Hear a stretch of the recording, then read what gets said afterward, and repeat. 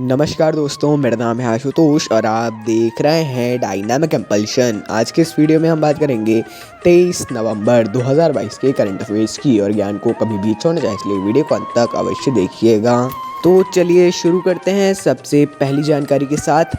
N Jagadeesan ने विश्व record तोड़ा और लगातार 5 शतक बनाने वाले पहले खिलाड़ी बने। मोस्ट इम्पॉर्टेंट न्यूज़ है ये अब तक की स्पोर्ट्स के क्षेत्र से इस महीने की, समझ लीजिए, है ना। मतलब बहुत बड़ी बात हो गई। बहुत सी हैं, फिर भी ये एक भारत के लिए तो बहुत ही ज़्यादा अच्छी बात है, जो किसी भारतीय द्वारा बनाया गया पहला रिकॉर्ड है। देखिए, एन जगदीशन ने बेंगलुरु के एम चिन्नास्वामी स्टेडियम में अरुणाचल प्रदेश के खिलाफ विजय हजारे ट्रॉफी के 6 राउंड के ग्रुप स्टेज मैच के दौरान 77 गेंदों में 100 रनों की पारी खेली। ये तो एक शतक हो गया। ऐसे इन्होंने 4 अलग अलग शतक लगाए, कुल 5 शतक लगाकर विश्व रिकॉर्ड बना दिया है।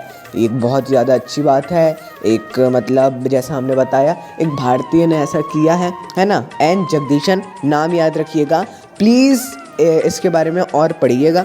मैं इसके बारे में सलाह दूंगा, पढ़ने की आवश्यकता है। एन जगदीशन जी के बारे में भी थोड़ा देख लीजिएगा, फ़ोटो वगैरह तो आप देख लीजिएगा, है ना, गूगल में आ जाएंगी, आप देख लीजिएगा अच्छे से। और थोड़ा इनके बारे में भी, इनके करियर के बारे में थोड़ा पढ़ लें तो बहुत ही ज़्यादा अच्छी बात हो जाएगी। बाकी हाँ, इम्पॉर्टेंट है।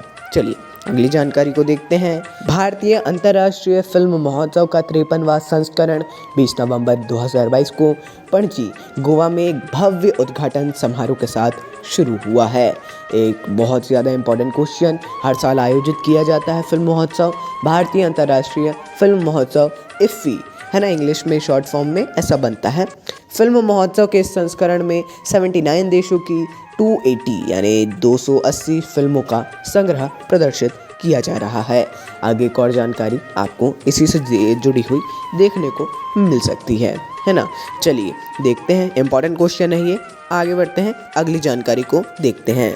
भारतीय अभिनेता चिरंजीवी को 20 नवंबर 2022 को गोवा में 53वें भारतीय अंतर्राष्ट्रीय फिल्म महोत्सव इफ्फी में India film personality of the year 2022 के रूप में नामित किया गया। अभिनेता चिरंजीवी ने अपने करियर में 150 से अधिक फिल्मों में अभिनय किया। उन्होंने तेलुगु, तमिल और हिंदी फिल्मों में अभिनय किया है। इनका नाम आपने अवश्य ही सुना होगा। अगली जानकारी भी आपको शायद इसी से आगे एक और जानकारी देखने मिले, आपको पहले भी इसकी एक जानकारी देखने मिल चुकी है ना। चलिए आगे बढ़ते हैं, अगली जानकारी को देखते हैं।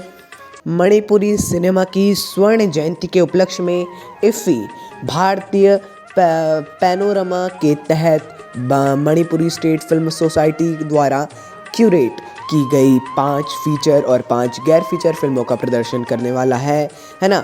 क्यों? मणिपुर से जो मणिपुरी सिनेमा है उसकी स्वर्ण जयंती मनाई जा रही है। प्रत्येक वर्ष 9 अप्रैल को मणिपुरी सिनेमा के जन्मदिन के रूप में मनाया जाता है, क्योंकि पहली मणिपुरी फीचर फिल्म 9 अप्रैल 1972 को देव कुमार बोस द्वारा निर्देशित मातमगी मणिपुर नाम से रिलीज हुई थी, है ना। ये भी एक इम्पॉर्टेंट है, इसी साल इनकी स्वर्ण जयंती भी है। चलिए आगे बढ़ते हैं। त्रिपुरा के मुख्यमंत्री डॉक्टर माणिक साहा ने लोगों और सरकार के बीच एक सेतु के रूप में कार्य करने के लिए एक नया पोर्टल अमर सरकार लॉन्च किया है। अब देखिए, आप एक रिलेट कर सकेंगे यदि आपने देखा हो राष्ट्रीय तौर पर केंद्र सरकार का माई गॉव यानी मेरी सरकार, और इसमें क्षेत्रीय भाषा में अमर सरकार ही लिखा हुआ है। पोर्टल ग्राम समिति के अधिकारियों के माध्यम से लोगों को अपनी समस्याओं और शिकायतों को दर्ज करने में मदद भी करेगी।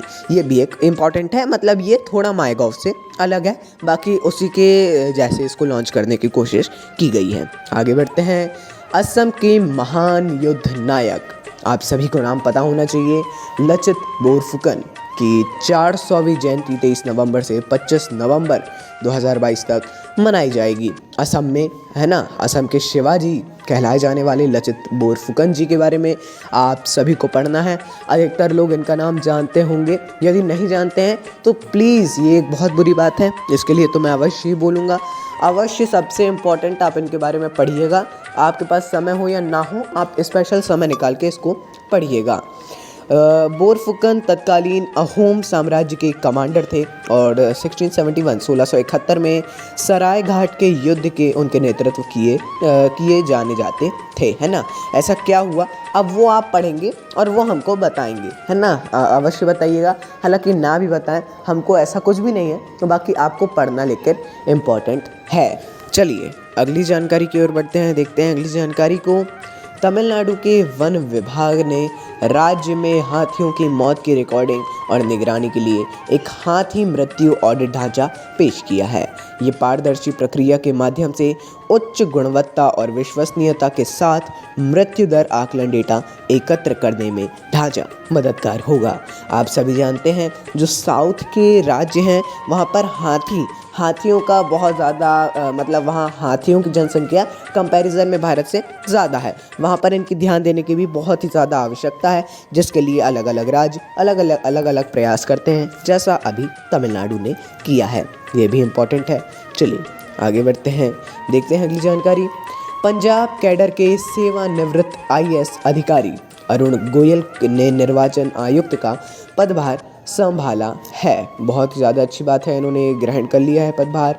गोयल को स्वैच्छिक सेवानिवृत्ति लेने तक केंद्रीय भारी उद्योग मंत्रालय के सचिव थे, है ना। ये पहले केंद्रीय भारी उद्योग मंत्रालय के सचिव थे, उसके बाद अब इन्हें एक बड़ा पद दिया गया है। ये बन गए हैं भारत के निर्वाचन आयुक्त। कौन अपॉइंट करवाता है इनको, कौन शपथ ग्रहण करवाता है? राष्ट्रपति। लेकिन शपथ ग्रहण के बाद फिर इनको आवश्यक नहीं होता है राष्ट्रपति को जवाब देना, है ना। तो चलिए दोस्तों, ये थी अंतिम जानकारी। कुछ भी कन्फ्यूज़न हो किसी भी टॉपिक से रिलेटेड कमेंट में पूछिएगा।